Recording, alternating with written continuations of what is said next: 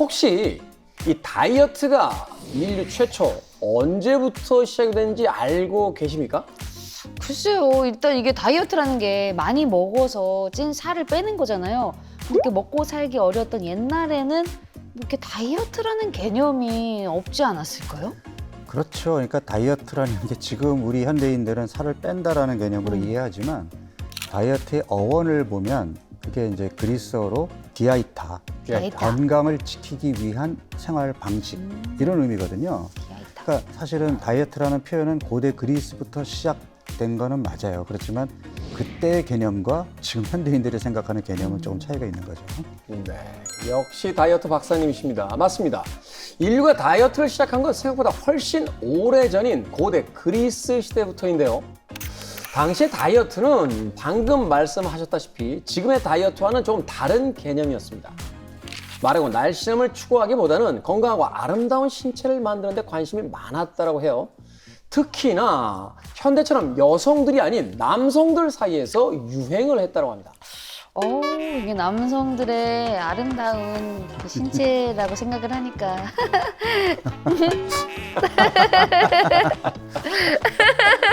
웃음이 나네요. 자, 오늘 방송에서 처음 들어보는 목소리 톤으로 지금 우리 조수가 이야기를 하고 있어요. 눈은 초롱초롱해졌고요.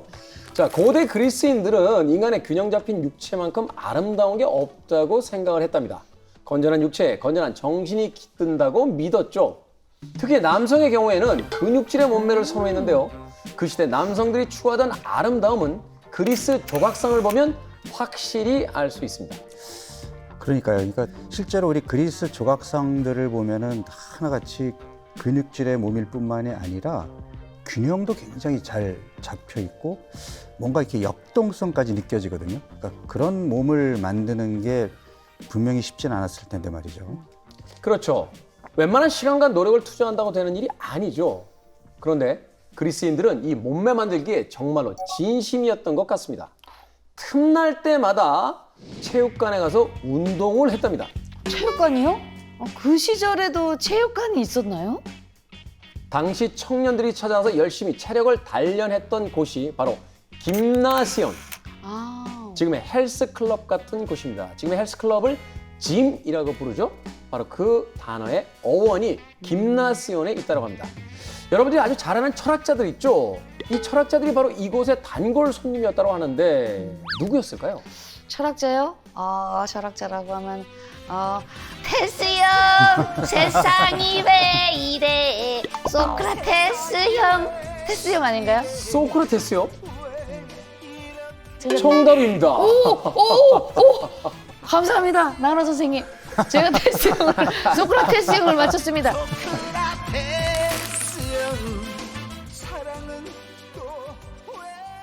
자, 플라톤의 향연을 보면 김나시온의 일종인 사설체육관에서 소크라테스가 레슬링을 했다 하는 기록이 전해지는데요. 당시 소크라테스의 상대는 그리스 아테네의 정치인이자 군인이었던 알키비아데스였다고 합니다. 이야, 그 조용히 앉아서 사색이나 즐겼을 것 같은 소크라테스가 체육관에 다녔다. 그러니까 그 소크라테스의 철학이 건강한 신체에서 비롯된 것이다라는 생각이 딱 드네요. 근데 여러 운동 중에도 하필이면 레슬링을 했다라는 게 레슬링. 더 재밌네요. 아주 격렬한 레슬링을 했었다. 철학자인 소크라테스가. 이 소크라테스가 상대를 이길 때마다 했다는 이야기가 있습니다. 네 꼬라지를 알라. 자, 비단 소크라테스뿐만이 아닙니다. 이 플라톤이라는 또 다른 철학자, 그리스 제전에 나가서 2차례나 우승했던 1급의 레슬러였고요. 디오게네스는 영혼의 평정을 위해서 육체를 극한으로 단련했다고 합니다. 그리스 철학자들에겐 신체와 정신의 조화가 그만큼 중요한 철학적 주제였던 셈이죠.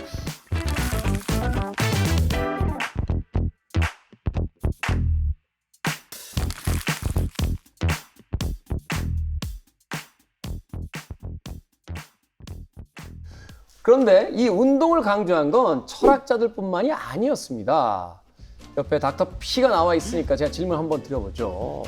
의학의 아버지라고 불리는 인물은 누구일까요? 아니, 그렇게 쉬운 질문을.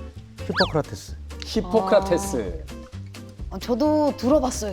히포크라테스. 음. 의대생들이 저 드라마, 의학 드라마에서 봤는데 이렇게 선언할 때 이 히포크라테스 선서를 한다면서요?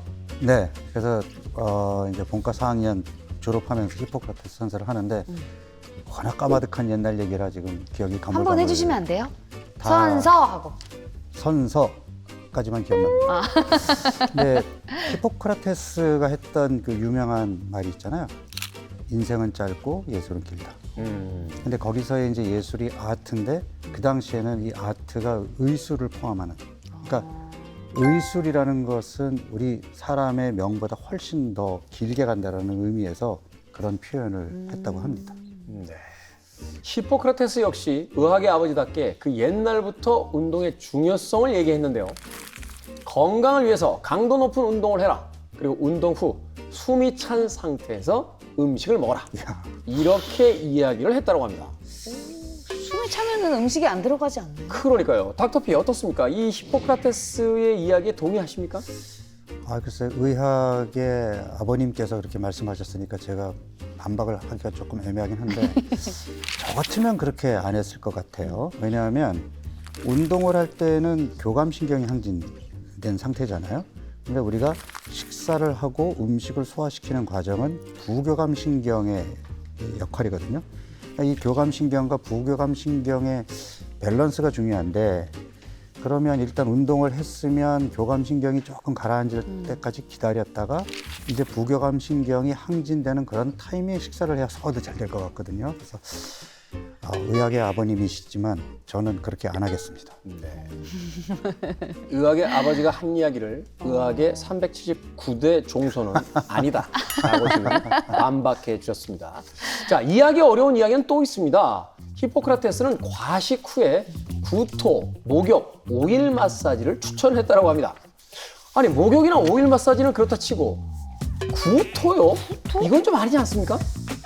그러니까 이제 추측해 보면 사실 뭐 그 시대에는 음식이 풍족한 시대에는 아니었을 거란 말이죠. 그러니까 잔치가 있거나 특별한 날에는 음식이 푸짐하게 나왔겠지만 늘상 그렇게 먹을 수는 없었기에 음식이 푸짐할 때 좀 많이 넣어놨다가 음식이 부족할 때 쓰기 위한 그런 전략이 아니었나라는 생각이 드는데 과식하는 것도 문제가 되지만 과식했다고 구토하는 거는 더더욱 문제가 됩니다. 특히 요즘 들어서 이제 폭식증 환자들이 좀 늘고 있는데 이 폭식증의 증상 중에도 내가 조절 못하고 과도하게 음식을 섭취하고 나서 그 다음에 운동을 격하게 하거나 아니면 구토를 하는 이러한 증상을 보이는 사람들이 있는데 이런 사람들은 몸도 건강에서 멀어지지만 치료가 어려워지는 단계까지 갈 수 있기 때문에